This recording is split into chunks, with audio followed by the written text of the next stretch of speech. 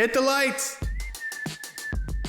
You've discovered the Halfwatt Podcast. We want to educate and entertain by tapping into the most trusted source of new technology, the ones installing and innovating it. You, the tradespeople that build from the ground up. Join us as we talk with industry leaders, veteran contractors, and even some young blood. Welcome aboard. So today I'm talking to two gentlemen from Milwaukee, plus I have Gage with me. As always. The first one is Brennan Mock. How you guys doing? Pretty good. I got that right? Yep. Mm-hmm. So Brennan's the electrical power tools manager, right? The project manager. Yep. Yeah. So I oversee all of our high force commercial electrical solutions. So think crimpers, cutters, and knockouts. Nice. And our second guest is Matt Schneider. Hello. Correct? And you're the manager of pliers, tools, wire stripper, hand tools. Yes, hand tools specifically. Yeah, the pliers and wire strippers are where I really focus. Awesome. So let's start with you, Brendan. First off, your last name is awesome. Thank you. Mock is an awesome last name. I'm severely jealous at this point. So tell me about some of your tools, some of the innovative stuff that you oversee. Yep. Yeah. So again, like I mentioned, kind of oversee all of our hydraulic tools, crimpers, cutters, knockouts.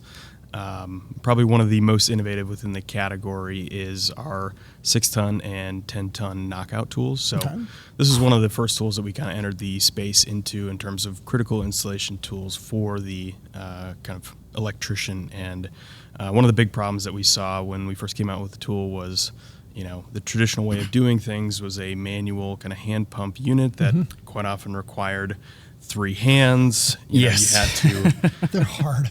Yeah. They're hard to use. Yes. You had to balance and manage the weight of the actual punching head along with the hose and the body of the tool, all the while you're trying to maintain accuracy with your punch and die with not really any kind of indicators, one little tick mark as far as kind of lining up your crosshair once you've made your marks on your box. So one of the things that we did with our solution was completely separating the weight of the tool and allowing you to set up the punch and die independently. So you can get everything set up. You've got big, bold red crosshairs on all of our punches and dies, so it's very easy to see exactly where you're lined up. And then as soon as you've got everything dialed in, you can just connect the tool, pull the trigger, and start punching. It's done. So, and then shortly after we launched those tools, we followed up with our rapid reset draw studs to be able to quarter turn and eject the slug. And if you've got multiple of the same size hole that you're punching back to back, if you've got multiple 2-inch or multiple 1-inch holes, you can very quickly punch one hole, eject the slug, and then go right back to punching the next hole within seconds without having to fully unthread and then rethread your punch every single time. And you said 10-ton? Yeah. 6-ton and 10-ton? 6-ton and 10-ton, yep. Think of the time savings with that. Oh, yeah. And it ejects the slug? Yes. Yep. Yeah. So ejects the slug, and then as far as kind of the major difference between it's just that punching capacity. So our 6-ton is rated for up to 4-inch in mild steel, 2-inch in stainless, and then your 10-ton is really kind of the workhorse that can do all the way up to 6-inch in mild and 4-inch in stainless. Dang. Wow. How much do these things cost? And they're wireless, obviously? Correct, yep. Yeah, so they come in different kit configurations, but the 6-ton with the 1/2 to 4-inch typically retails around $1,500, and then the 10-ton for the same 1/2 to 4-inch is about $2,000. Okay, that pays for itself. I think so. I mean, the time savings. Yeah. So at least you have a hydraulic one. I had to use a ratcheting one. Oh, I've used ratcheting because on the small stuff. Yes. Well, in our caliber, when I don't punch out holes that big very often, but I'll use something small for what I'm knocking out. But it's not. But I've definitely seen the high voltage monkeys have to deal with this. Oh yeah, I mean if you're doing a bunch of punches, once a week, or if you just take your hourly rate times 52 weeks, again, it's going to pay for itself. So, and this has the same tracking. You can have the same tracking. The one key. The one key. So this is actually one of the few products within our current portfolio that does not have one key. So this was launched back in 2014 and 2016. So just before kind of the launch of one key. So looking at ways that we might be able to integrate that with, potential next generation. Nice. So, right. I can see that coming. I mean, I think once everybody figures out that one key is there and what it does, my guess is you'll start seeing it move all the way back down through a lot of the more expensive tools. Absolutely. So, Matt, tell me about your tools. Tell me about your line. Yeah. When it comes to the pliers and wire strippers, I think one of the biggest and most exciting things is definitely the Made in USA tools. Have you guys gotten a chance to see those? Oh, yeah. I use them every day. He uses them all the time. He's a huge fan of them. What's your favorite one? if I can make you pick. Tell him the feature. My favorite might even be the screwdrivers, the file on the screwdrivers. Oh, sure. Yeah. We were talking about this last night. Was it Tim? Yep, Tim and Derek. And he's like, he turns over to somebody and he's like, is he talking about the grip? the knurling? The power hand grip, that one? And then I think someone was like, I believe so. And he's like, a file, huh? And I was like, yeah, I religiously use them as files. And I was like, man, I've been using it for like a year. It still looks like brand new. Like, this is great. And I was like, and they're like, oh, yeah, no, we totally designed it to be both. And of course, yeah. Quick pivot. Oh, of course. There's no video on this, right? You don't see my face.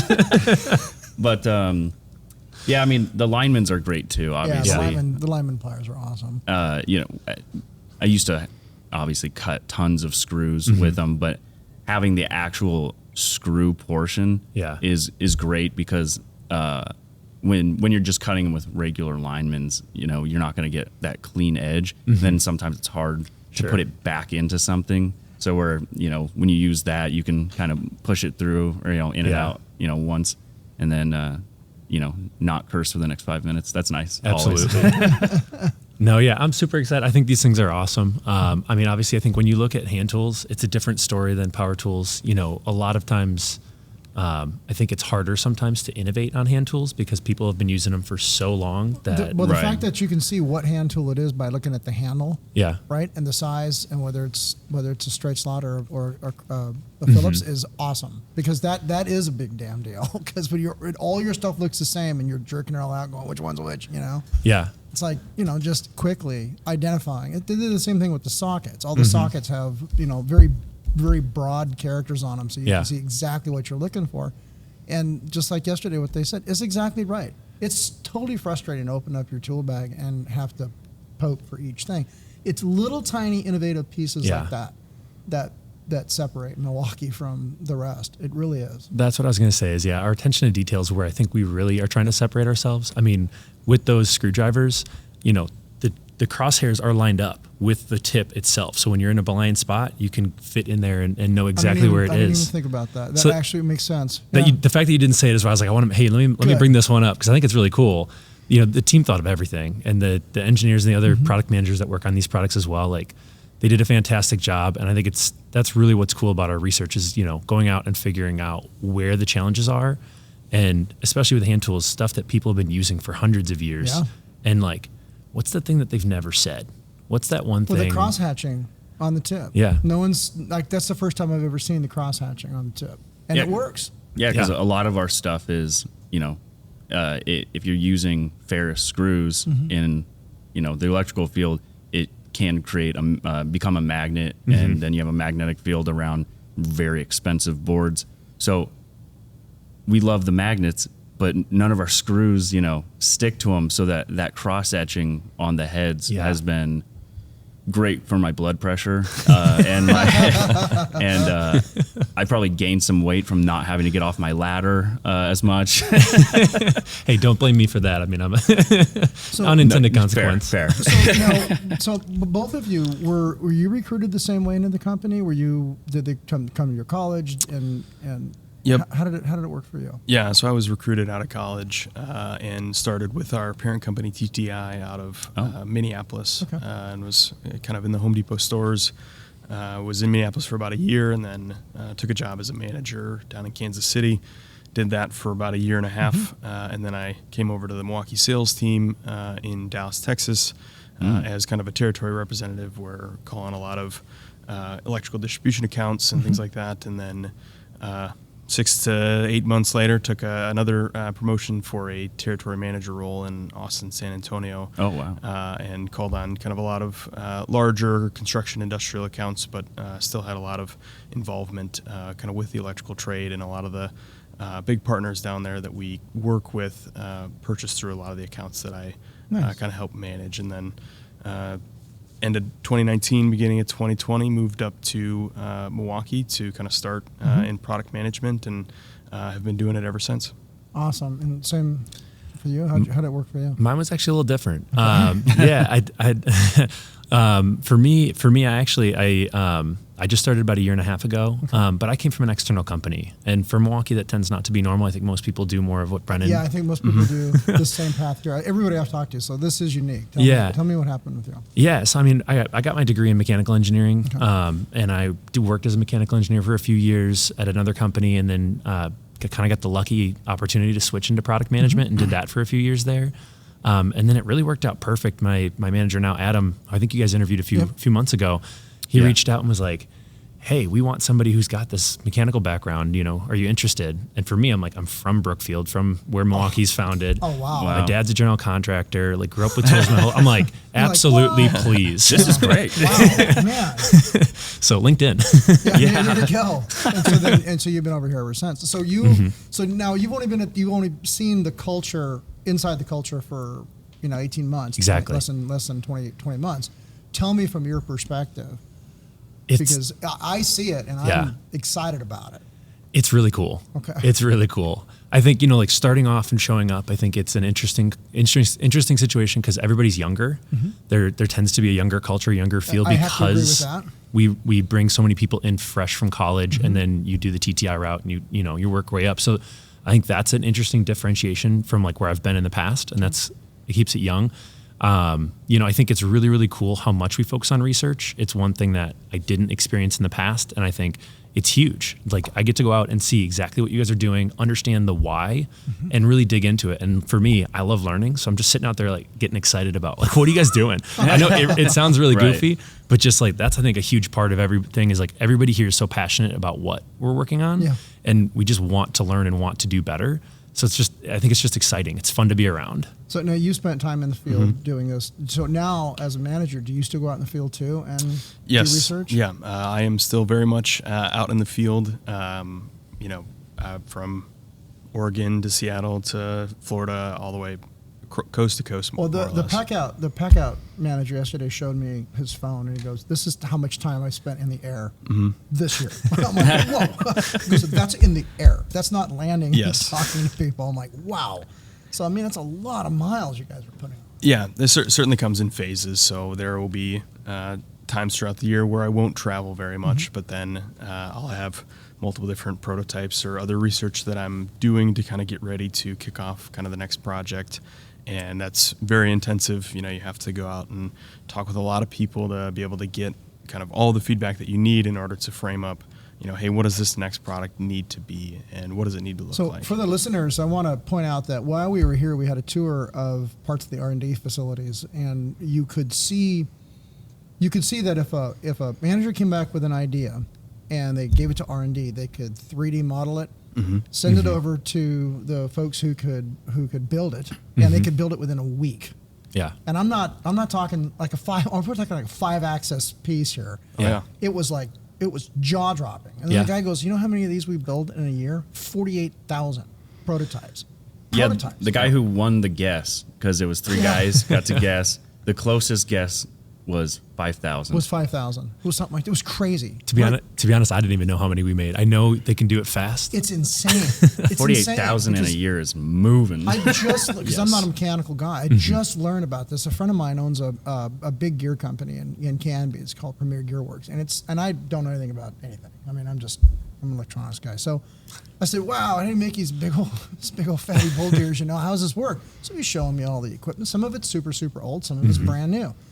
And, I could see all this equipment in this lab, and I was like, well, that I recognize. I recognize about, 2 or 3 of these machines, and the other ones are just lost on me. But I was blown away at first off, the place is spotless.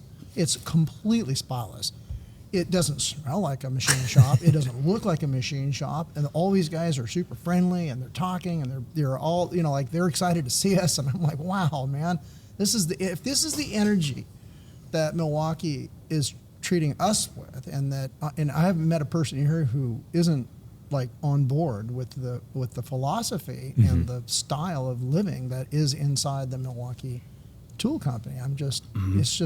It absolutely floors me, and that's why I keep pushing on this, because I want people to not only buy your tools and understand that you are going to pay a premium price for a tool, but with that premium price comes all this feedback for the next generation, so that if you have to buy the next generation of that tool, it's going to be even better than the one you had, but it's going to be backwards compatible. Like the one you have is not going to be obsolete.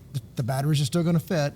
Yep. You know. Yeah. But if you get this mini one, if you had that 5 years ago, right, it was like 250 foot-pounds. Now it's like 550. Yeah, that torque wrench, 12 volt M12 torque wrench with 550 pounds of torque. Yeah. That's insane. That's insane. It's pretty incredible. And it's like tiny. It's like it's not much bigger than the original. No, it's the size of a small impact drill. It's crazy. So that just floored me. I mean, and I understand engineering. I just am not working in it. Yeah. It's amazing to look from the outside as an electronics guy. If you were a mechanical engineer, you'd probably go, look, this is like heaven. I mean, the way this thing operates. To go along with kind of what you touched on with, you're paying a premium price for a premium product. Talking about Adam, I had a conversation with him yesterday because, we have talked obviously to you guys on the show in the past, and obviously you guys are you guys are going above and beyond. Like there's not one piece in the USA line that wasn't made in the U.S. It was put together here.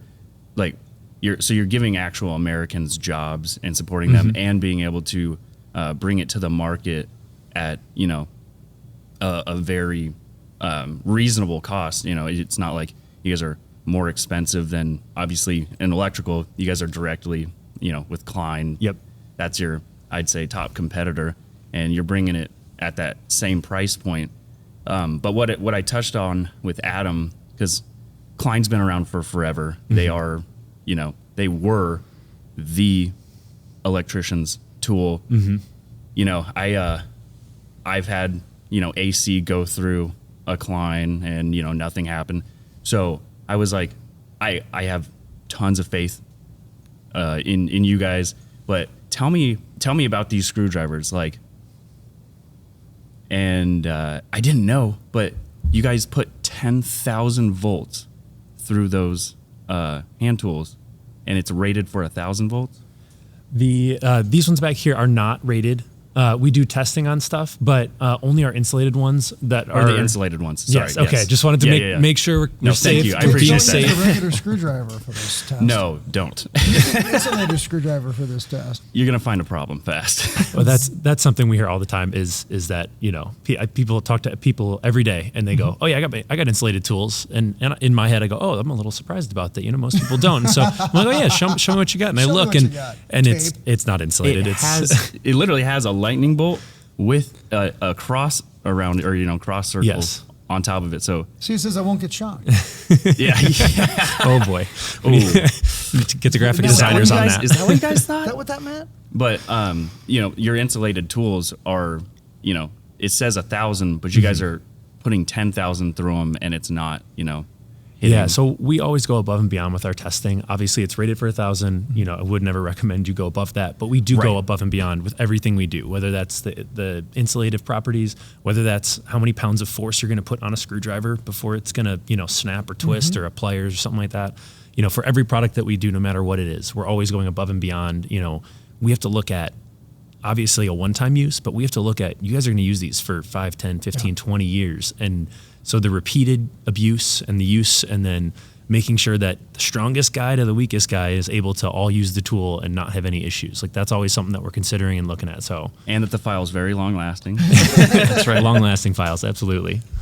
So explain a strut shear for people who don't know what that is. Yep, yeah, absolutely. So it's actually a product that I kind of kicked off from the very beginning, and this is your baby. Wow, this is my baby all the way through. Exactly. I thumped this one up, man. Yes. So I kicked this one off and launched this past November, and strut shear is more or less in place of other cutting tools like a bandsaw or metal saw to cut and prep unistrut for various different types of applications, whether you're hanging, conduit trapeze, or you're prepping strut to mount panels off of the wall, or you're doing your offsets for your conduit as you're coming down to land into the box. The biggest benefit of the strut shear is that it's able to essentially snap the strut in half without having to pull out your file and and take down that entire edge. Yep. Yeah. And so have you ever hit unistrut that has been cut with a bandsaw? Yep. Yeah. You will not walk away from that without blood. I'm telling you right now, kid. Yes. Unless you're wearing those cut for Milwaukee gloves. There we go. Well, you go to monkey around, because I did a lot of inspection work. You go to monkey around on strut that's been cut with that stuff. If you don't have gloves on, you'll find exactly where that was at. Yes. Exactly where it was at. No thanks. Yep. So will your wife when they go to wash your clothes. What the hell happened to you? Well, I was like, monkey around. Tough day at the office. Honey. Yeah. So the biggest thing is being able to give you an installation ready cut in a matter of seconds, eliminating all of that hand filing and additional kind of post cut cleanup that you guys will do to prevent a lot of that, right? Yeah, it should be filed off. Yes. In all reality, but then you're gonna have filings over the. I've been on job sites where that's a big deal, like especially in like fab plants. It's a big damn deal. Yes. So that to make your cuts as clean as possible and not leave.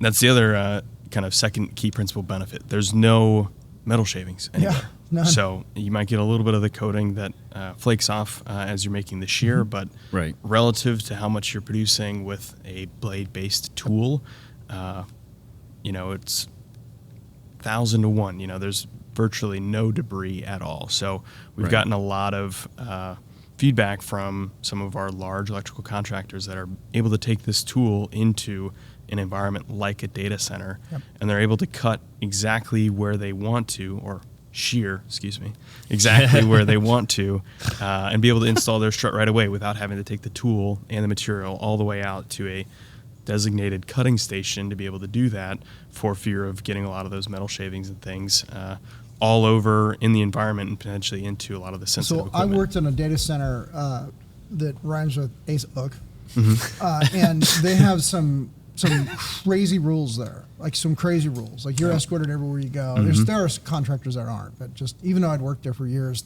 it was like, hey, we take you everywhere, including the bathroom. Awesome. Okay. But you're exactly right. You can't do cuts like that in the data center. And this is a place where your Cat 6 is combed. So if you look up in the trays and you find a piece of Cat 6 and it's 4 cables over and bundled, it'll be 4 cables over 100 feet down. That's how serious they take their stuff there. Exactly right. You go take a bandsaw into a place like that, and they'll escort you right the hell back out because you don't know what the hell you're doing. Yep. Like that's not what they want there, and the place is clean enough to eat off the floor. So you're exactly right. That's an excellent. I've been use told, of the product. or I've been in data centers where you're not even allowed to bring in cardboard or like a box. Really? Yeah, because of like the dust that comes off of it. Yeah. Most of the data centers I work with are data farms, and then it's leased to companies, so they're like that. They have to be above and beyond, and they have to protect all these servers and stuff. So yeah, like tools like this are, they're paramount. They're paramount, and data centers aren't going away. Yeah, are you gonna walk out to your van every time you need to make cuts? Or no, because it's a mile away. Yeah, it's always so far. Yes, so far. They give you golf carts in there? No, it depends.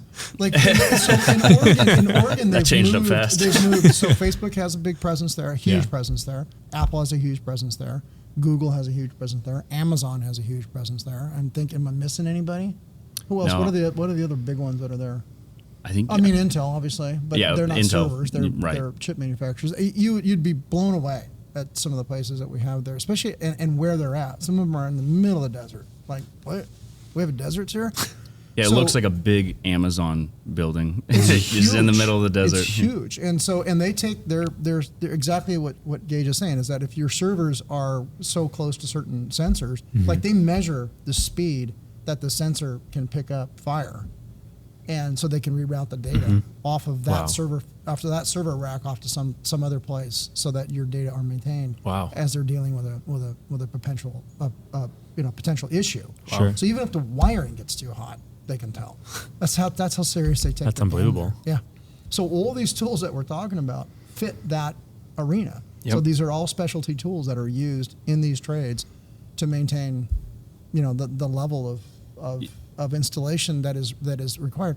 I have seen conduit, and they'll pay for themselves. Yes, absolutely. Well, I've seen conduit bends at Facebook that are you can't take pictures because you can't have a camera in there. But I just look at them and going, my God, that's like a work of art. And we're not talking I'm not talking 1/2-inch conduit. I'm talking like 4-inch. Wow. Yeah. And it's done by a company I know in Central Oregon, and it's just unbelievable how it's art. It's artisan.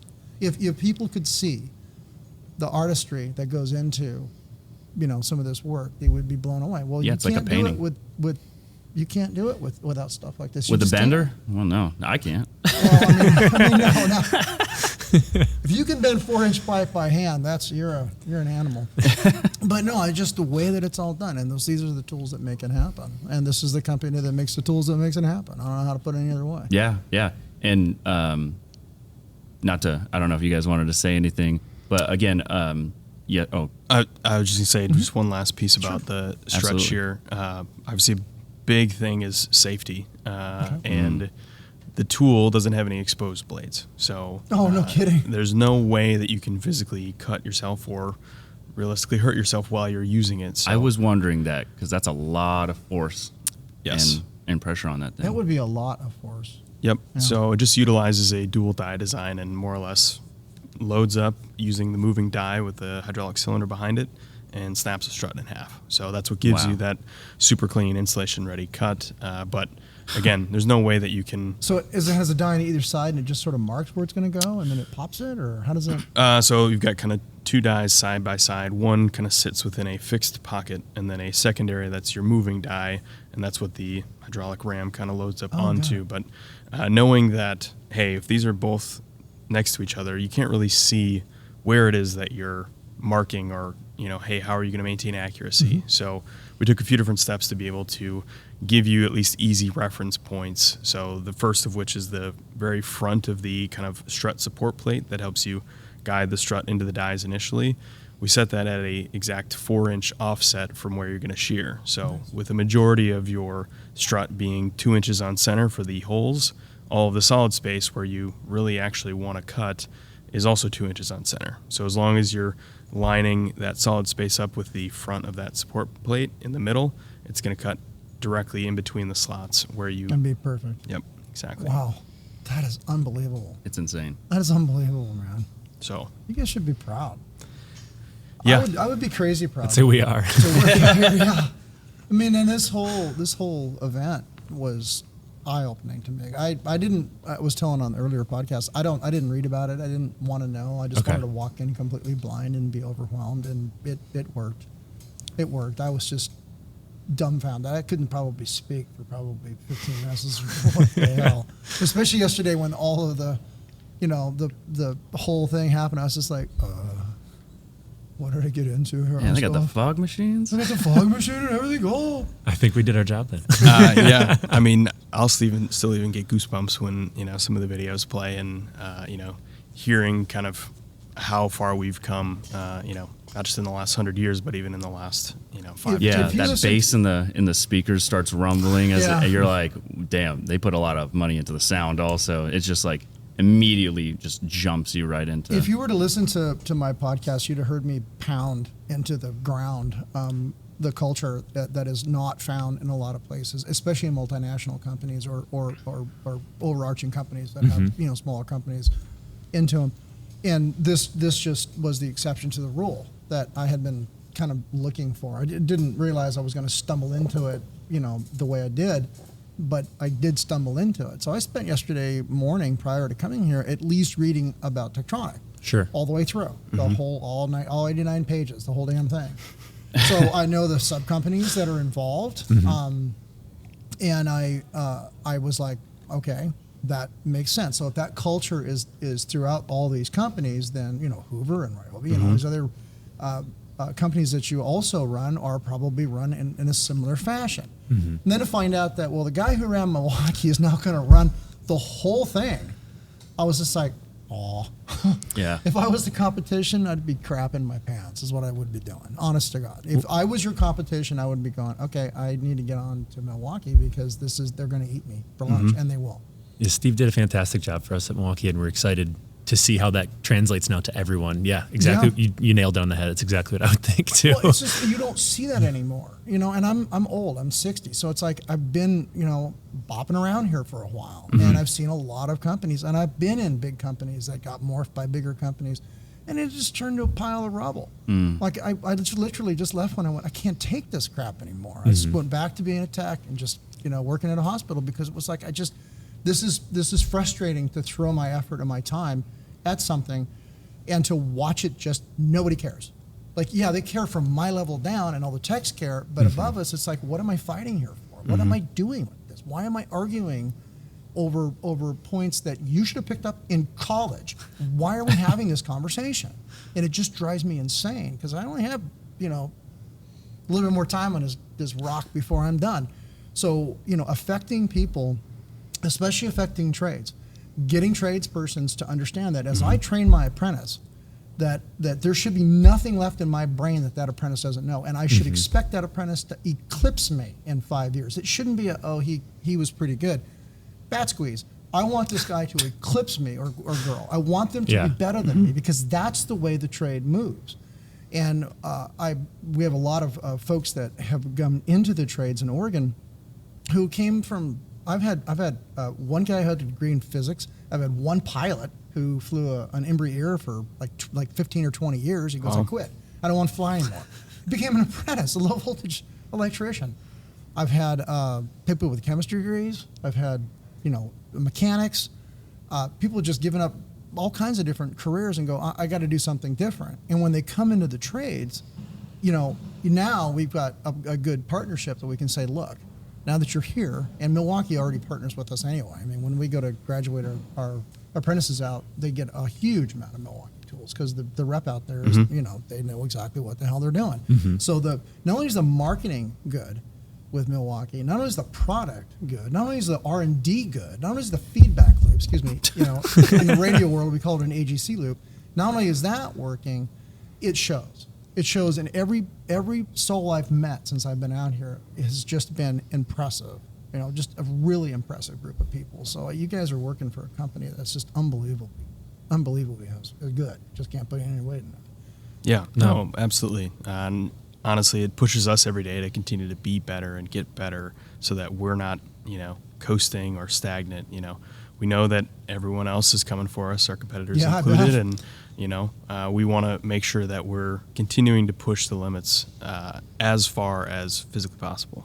I think it also gives us reasons to care, right? It's like, what I'm directly making isn't just something that's going to be sold on Amazon. It's just going to be, go out there and I have no idea who it's going to. It's going to an electrician. It's going to a plumber. It's going to people whose livelihoods depend on what I'm doing. Yeah. And I think it's really exciting to get to be able to be a positive impact and then also literally let them tell me what they want. Yeah.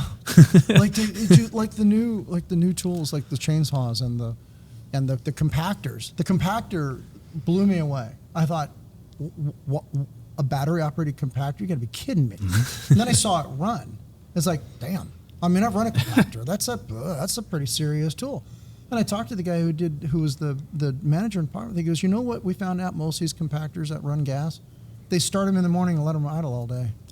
And never turn them off. They never turn them off because they're hard as hell to get started. And so once they get them started, they just let them sit there and idle. And so as I was pointing out in a couple of previous podcasts, a single cylinder gas engine, whether it's a 2-stroke or a 4-stroke, is the most inefficient way of providing all the crap we don't want in the environment. It just is. And so they don't have any of the emissions on them that you'd have in a car. So a car, a 6 or a 4-cylinder car, is much more efficient than a single-cylinder gas engine by far. Mm-hmm. And you don't have the NOx output, on a car because you have all these emission systems to control it. Okay, now we got batteries. Mm-hmm. Is the battery big enough to run it? Yeah, I'd say so. Yes. I'd say yes, without a doubt. Yeah. And so, and then I'm looking at all the tree care and all the the chainsaws. I own your competition's electric chainsaw. I bought it years ago. Sure. Before and I also own their gas version, the 250 gas version. So, and I've run a lot of chainsaws. I like the electric one. Mm-hmm. I don't like the electric one now that I have. Like, I see what you got and went, damn it. Yeah. Yep. I'd already made the investment. Yeah, I think we touched up on that yesterday. There was a lot of, shit. Yeah, exact moments. Those moments went. And it's just because I'm like, I know I'm gonna buy that, so I'm gonna be donating some stuff, or if you guys have a trade-in program, let's just leave my chainsaw out in the street. I don't know what happened to him, honey. It just disappeared. Moving back to your wheelhouse. Sure. Like I said, I was talking to Tim yesterday, and he asked me, "Wait, what's your favorite tool in your bag?" And it's kind of simple but sweet. I couldn't find the exact one, but it's the ratcheting version of this, the 8-in-1 stubby, sure, with the magnetic tips.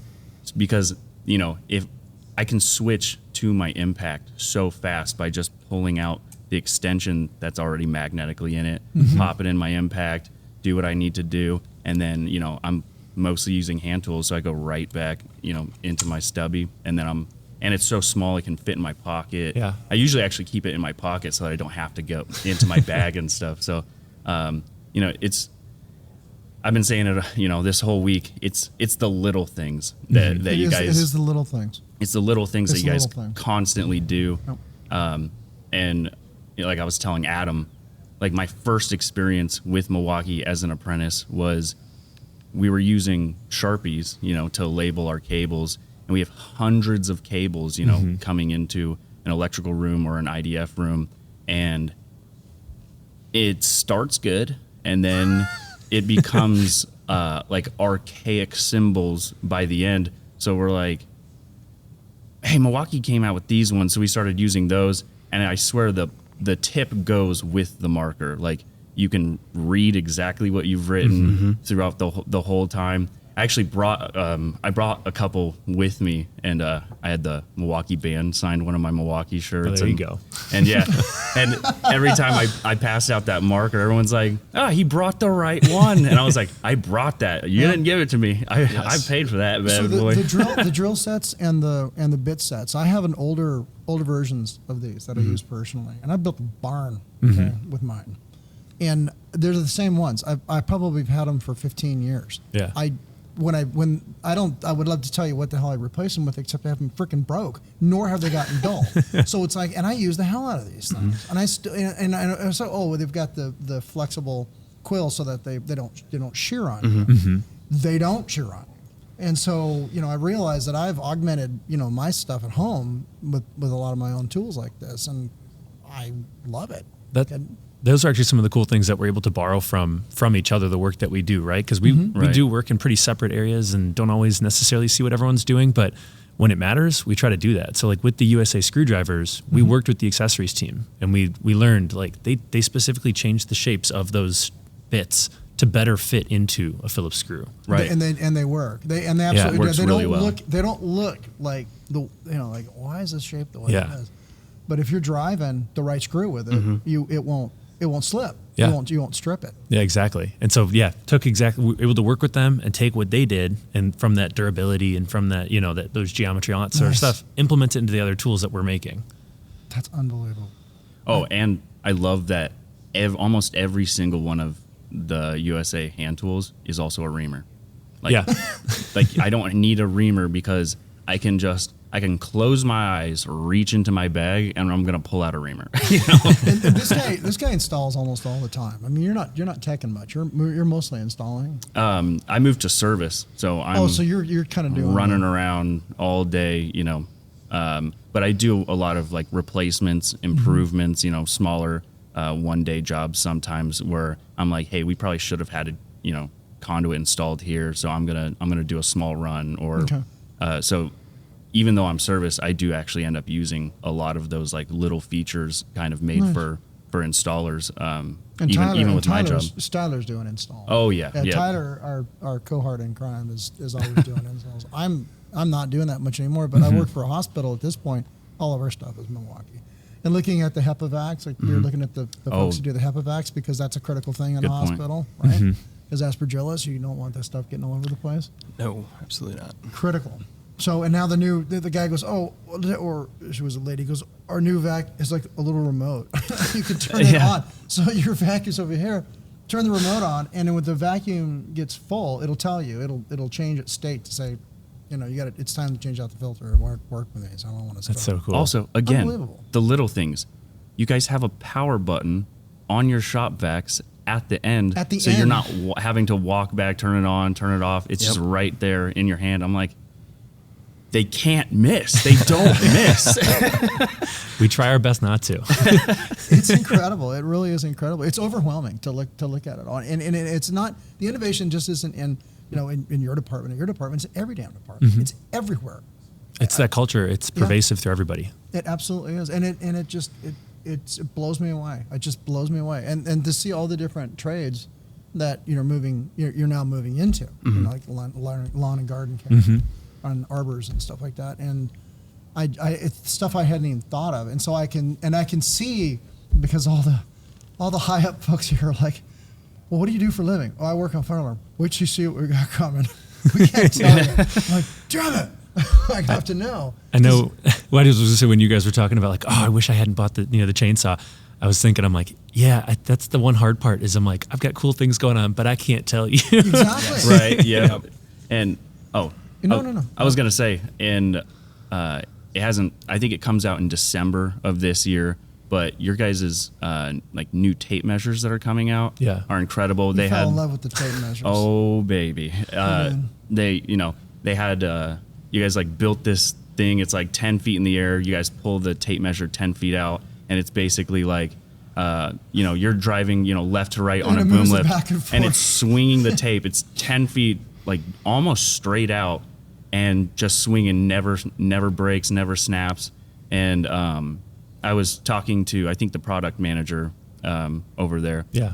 And I picked up the new electrical one, which is coming out in December. And I was like, man, I really love this thing. And he's like, what do you love about it? And I was like, well, one, I love that it's white instead of yellow. And he's like, well, why do you like that? I'm like, I mean, yellow and black, there's obviously a contrast, but the fact that it's white, it makes the lines pop so much. Like they could not be labeled, and I'd know exactly what the measurement was just because the contrast is so awesome. It's marked on both sides. So if you're underneath, you got your apprentice, like, hey, how much does that say, or whatever. It's got conduit bending measurements radiuses right on the bottom. Yeah, the radiuses and a couple other things. So, I mean, even stuff like that, I was like, I can't wait to show people. It can actually go out 18 feet. I think they're pulling it out. I'm like, I've never seen a tape go that far. No, I mean, it was unbelievable. I'm lucky to get one like 6 feet. Yeah. Like renovating my bathroom. I'm like, The fun part is I sit right next to them, so I see them. Nice. They're sitting there just extending the tape measure, and you hear the crash as they finally get too far. And then, and it's not just one, right? Like you need to make sure they all do it. So they're doing it with hundreds and hundreds, and they're like, well, let's check this one. Let's test this version, And it's crazy. The number of iterations and cycles we take through all of our tools. It's a lot of fun. That would itself be a hell of a show. Honestly, if Milwaukee would take some people and just, if you could, it would have to be like an internal, because it's all proprietary information. But the way that it would work, it's like you could visit these different centers and go, the only problem with being here is these damn tape guys. There's always something coming over the top of my queue, like lighting them up. Honestly, that'd be a good bar trick, like you're out of town on a project or something, and you're like, hey, guys who whoever's tape breaks buys. And then I just got my Milwaukee, and I'm like, sucker. Just feeding it out 18 Or if feet. the competition's sitting in the bar, you can like knock their hats off. Yeah. Yeah, man. You know what? You work for the wrong company. Too much fun. I really appreciate you guys spending some time with us. That's been great. Of course. Awesome. Man, what a great experience. Yeah. And it's bittersweet that it's coming to an end. Like, Yeah, it is. I gotta get home I have to to go home to horses and Don't stuff. stop talking. It'll never stop. Tyler says if I don't we stop just keep talking, we can talking? just stay here. Okay. Well, okay, that'll work for me. Yeah. The new the pack out, or it's not new, but it was the first time for me seeing the pack out systems in the van. Mm-hmm. Yeah. It's so organized that I'm like, we have racks on both sides of Yeah. our, and it's like hard to get in there, really hard to move a lot of product to a job site. It was so organized with all those pack outs, that system. I was like, or we were like, we wouldn't even need the other side. We could No, literally you just wouldn't. like the exact same setup that you guys had. Like we could have that much more space for our cart and again, product, big cans, and Well, there's a couple of big companies that put in shelving in utility. Right. Okay. rigs. And so Metal companies. Yeah. And so when your focus, when your market is now that particular group, and I, having had several service vans over my career, and having gone through a couple of car crashes with them, and having to see just how much of your stock, if you do any sprinkler work at all, then you have a bunch of fittings in the back of your rig, and then of course you smack into somebody, they're all at the front of your rig. Boy. So that, all of the stuff and the way that it was organized and all put into packaging is actually, you got less material flying around inside your van. Last collision I had was a head-on, and we hit it probably 85, I'd say, I'd estimate. Oh, wow. Wow. And yeah. And I had and I'm not picking on them, but I had an Adrian Steel interior, which maintained itself. The integrity was there. It wasn't their fault. But when you have these bins that you're just putting, nipples and stuff like that in it like that, and then I smashed, everything was up front. I mean, everything was up front, including fire extinguishers and stuff that I couldn't safely keep there. Yeah. All went up against the crash barrier, which held. Okay. Wow. But it sounded like, I can't really describe it. I mean, it was incredible. The impact was incredible. The sound part, I was just thinking, it's so loud to drive most work vans. How there's no quiet? insulation in 'em. How quiet must it be to drive that? Yeah, when everything's one. packaged nicely. Yeah, and, in their like nice little and then you could sections. find what you and- need. Oh my god. But yeah, it was violent. I mean, it was and it was just a freak accident, like all of them. And I had just gotten hit like 6 months before rear-ended, 6 months in the same rig. Dang. But the rig didn't make it to the last one. It gave its life in danger. But it's incredible. So it's like, I can just see the technology. I can see the movement. I can see, I can see your future's bright. Really, it really, really is. Yeah. Just getting started. It started. Rick and Morty, 100 years. That's right. That's the theme. Nice. Awesome. Thank you guys so much. Yeah. Of course. Appreciate Thanks for having having us. us. Thanks for listening to the Half Watt Podcast. We always want to hear from you, and we encourage you to email us at halfwattpod@gmail.com with questions or even your own stories. Funny, crazy, or praiseworthy, we want to hear it all. You can follow us on Instagram at halfwattpod to stay up to date on our feed. And be sure to subscribe wherever you listen to podcasts. And share us with a friend, the best way to help us grow. The Half Watt Podcast is a production of Now Hear This Studios.